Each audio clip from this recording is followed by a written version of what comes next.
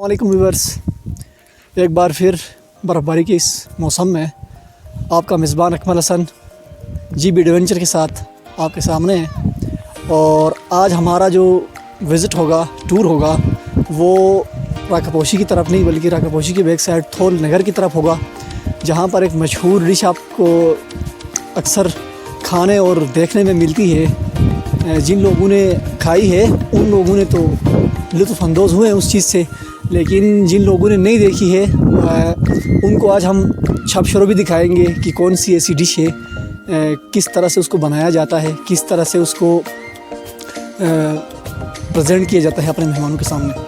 और इसके साथ साथ आज हम ये हमारा जो जिस जगह में मैं खड़ा हूँ ये डिस्ट्रिक्ट नगर का एक हिस्सा है जिसमें राकापोशी बिल्कुल करीब ही लगता है। और हमारी पहली लास्ट टाइम जो वीडियो बनी थी उसमें हमने आपको दिखाया था राकापोशी, और हमने अपने मेहमानों से भी जाना था राकापोशी के बारे में और आगे हमज़ा का टूर उनका कैसा रहा था। तो आज फिर हम आपको लेके चलते हैं। इस वक्त आप लोग देख सकते हैं बिल्कुल बर्फ़बारी हो रही है और सही ज़बरदस्त मौसम है, लेकिन हम अपने इसके साथ साथ ही अपने अंदरून गिलगित के अंदर जो सफ़र करने वाले तमाम हमारे मेहमान हैं उनसे गुजारिश करते हैं कि वो अपने सफ़र में मुहतात रहें, क्योंकि आप देख सकते हैं रोड बिल्कुल स्लिपरी हो गया है और इसमें आप लोगों को मतलब कोई मसला मसाइल और एक्सीडेंट या कोई दीगर सफ़री दुश्वारियों का सामना न करना पड़े। इसलिए हमारा आप तमाम से गुजारिश है कि जब भी आप अंदरून गिलगित सफ़र करें तो ज़रा मुहतात रहें और एहतियात के साथ सफ़र में अपना सफ़र को जारी रखें। तो आइए हम चलते हैं उस थोल नगर की तरफ। तो व्यूअर्स देख रहे हैं जैसा कि आप हम हो रहे हैं उस रास्ते से जा रहे हैं थोल नगर की तरफ, जहाँ पर वही एक दफ़ा फिर वही मशहूर छपछुर को डिश बन रही है। और जैसा कि आप लोग देख रहे हैं मैंने आपको कहा था कि रोड्स बिल्कुल स्लिपरी है। जैसा कि आप देख रहे हैं कि इस वक्त हमारे इलाकाई सोशल वर्कर्स, कोई गवर्नमेंट की इधर उधर की कोई सपोर्ट नहीं, अपनी मदद आपके तहत हमारे मेहमानों की खिदमत के लिए हमारे सोशल वर्कर्स इस वक्त लगे हुए रोड पर, रोड में मिट्टी शिट्टी डाल रहे हैं ताकि ये स्लिपरी फ्रिक्शन पैदा हो और स्लिपरी कम हो। नाज़रीन, जैसा कि आपने पहले भी देखा हमारे इलाकाई जो सोशल वर्कर्स थे उन लोगों ने खुद ही अपनी मदद आपके तहत रोड को स्लिपरी से ख़त्म करने के लिए काम में जारी थे। इसी तरीके से हम एक दूसरे गांव में इंटर हुए हैं, कासिमाबाद मसूद, सामने बोर्ड लगा हुआ है।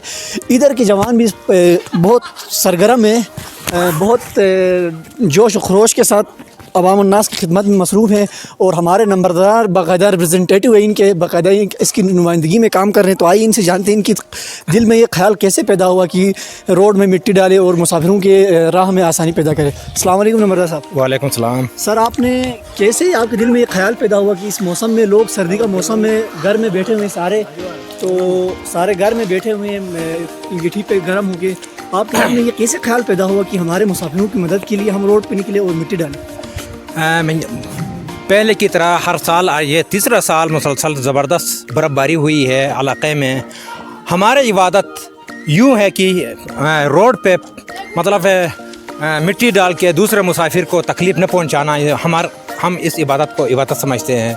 इस साल नहीं, हम हर साल की तरह इस साल भी हमारे जवान एक्टिव है और माशाल्लाह ज़बरदस्त तरीक़े से मिट्टी डाल रहे हैं। नंबरदार साहब, इस काम के लिए आपको एडमिनिस्ट्रेटिव की तरफ से कोई हुक्म आके या किसी ने आपको बता के या फिर ये अपनी ख्याल के तहत आप लोगों ने किए, या पहले साल में आपको किसी ने बताया हो एडमिनिस्ट्रेटिव की तरफ से कि ये काम आप अपने इलाकों में करें, इस तरह का कोई आपके लिए हुक्म या कोई चीज़ थी? नहीं, कोई हमारे लिए हुक्म नहीं था, क्योंकि हम बहैसियत एक मुसलमान है, हमारा ऊपर फ़र्ज़ बनता है कि दूसरे मुसलमान को तकलीफ़ नहीं पहुंचाना, क्योंकि हम इबादत समझ के ये रोड पे किसी मुसाफिर को तकलीफ़ न हो और हर जाने वाला हर मुसाफिर को ज़बरदस्त तरीके से गुजर सके, इसलिए हमने ये इक़दाम अपने आप से इस इलाक़े में किया। बहुत शुक्रिया नंबरदार साहब, बड़ी मेहरबानी, आप लोगों को अल्लाह अजर दे, जज़ा दे।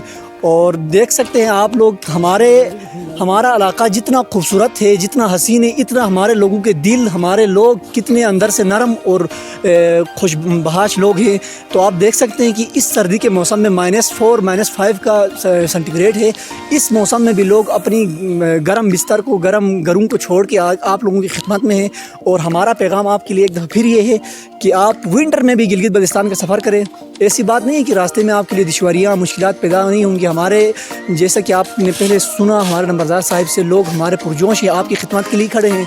तो आपसे गुजारिश है कि आप विंटर में भी सफ़र करें और हमारा सफ़र आगे जारी रहेगा। इसी तरीके से हम आगे दूसरे इलाके में दाखिल होंगे थोल नगर में, और हम आपको आगे अपडेट करते रहेंगे। नाज़रीन, इस वक्त देख सकते हैं आप, हम थोल नगर में इंटर हुए हैं। तो ये उसकी बाकायदा एंट्री की जगह है, सामने ही आप देख सकते हैं कितना खूबसूरत व्यू है। तो हम आपको बाकायदा दिखाते हैं कि भाईजान थोल नगर में किस तरह से वो रिवायती डिश, रिवायती खाने कैसे बनते हैं। तो ये हमारा बाकायदा इंट्रेंस है, कासिमाबाद नगर के बाद थोल की इंट्रेंस यही है। इसमें हम, ये भी एक बहुत ही हसीन और ख़ूबसूरत लोग हैं। यहाँ के लोग भी बहुत ही नरम मुलायम दिल रखने वाले लोग हैं और बहुत ही मेहमान नवाज़ लोग हैं। ये हमारे बाहर के मेहमानों की बात नहीं कर रहे, हम अंदरून भी, अगर हम इस इलाके से मसलन हम गुलमत से थोल आते हैं तो ये हमारी इंतहाई रिस्पेक्ट करने वाले लोग हैं, इंतहाई महज़िब और कौम है। कि आप देख सकते हैं ये बोर्ड लगा हुआ है बाकायदा, इस रोड के तहत आप लोग ऊपर जा सकते हैं बेस कैंप तक। और ये इस पे ऊपर लिखा हुआ है प्लानिंग फॉर द फ्यूचर के लिए इनकी प्लानिंग बाकायदा इस पर डिटेल दी गई है। फ्यूचर के लिए इनकी प्लानिंग है कि राकापोशी बेस कैंप के ऊपर हमारे टूरिस्ट आसानी से जा सके और अपने सफ़र को मज़ीद सफ़र से लुत्फ़अंदोज़। तो जैसा कि मैंने आपको पहले जिक्र किया था छपछुर के बारे में, तो हम उस साइड पर भी जाते हैं, छपछुर के बारे में भी आपको बताते हैं कि इधर जो रिवायती डिश बनती है वो कैसे बनती है। और आज सर्दी होने की वजह से, ठंड होने की वजह से हमारे लोगों ने, मतलब इधर के दीगर होटल बंद हैं, लेकिन हमारा एक दोस्त इधर हमारे साथ मौजूद हैं। हम इनसे भी जानते हैं कि इसने ये रिवायती डिश कैसे बनाई है और किस तरह से ये लोग तैयार करते हैं। तो आइए हम अपने दोस्त से जानते हैं कि इन लोगों ने ये डिश कैसे बनाते हैं और लोग किस तरह से इसको परचेज़ करते हैं और कहाँ से लोग खाने आते हैं। अस्सलाम वालेकुम दोस्त। वालेकुम सलाम।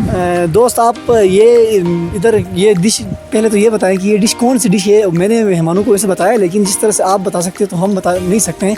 तो आप बताएं दोस्त, ये डिश कौन सी डिश है? ये हमारी ज़ुबान में छपछुर कहा जाता है, इसको यहाँ की लोकल डिश है। इसको पिज़्ज़ा भी कहा जाता है। हाँ, लोकल पिज़्ज़ा है, लोकल पिज़्ज़ा भी कहा जाता है। अच्छा, लोकल। इसकी रेट क्या है और आप लोगों के पास ये डिश खाने के लिए, ये रिवायती डिश खाने के लिए कहाँ से लोग आते हैं? इसको खाने के लिए पंजाब से तकरीबन हुंजा के लोग ज़्यादा खाने के लिए थे, सारे अच्छे खुशियों से खाए जाते हैं। अच्छा, इसकी रेट क्या है, इसकी कीमत क्या है? इसकी रेट 130 रुपये से। वैसे तो हमने नेट पे सर्च करके, आप भी अगर नेट पे सर्च करके चेक करें ना, तो इसकी कीमत जो बताई जा रही है वो इसका हाफ करके गूगल पे वैसे बता रहा हूँ, हाफ जो है इसका 300 है और फुल जो है वो 600 रेट बताया जा रहा है। लेकिन ये आप लोगों को क्या कह रहा है, 130 रुपये का बिल्कुल ही कम कीमत में आप लोग इस डिश से बाकायदा लुत्फ़अंदोज़ हो सकते। व्यूवर्स देख रहे हैं, जैसा कि हमारे दोस्त ने आपको बाकायदा डिटेल से बताया कि ये चीज़ किस तरह से लोग तैयार करते हैं, ये लोग किस तरह से तैयार करते हैं और किस तरह से हमारे टूरिस्ट और दीगर मेहमान आके इस चीज़ से लुत्फ़अंदोज़ होते हैं। और मैं आपको बहरहाल इसको ना खोल के भी दिखाता हूँ, आप हैरान नहीं होना आप लोगों के अंदर से ये क्या चीज़ है। मैं आपको इसको खोल के बाकायदा खा के दिखाऊँगा कि ये कैसी चीज़ है।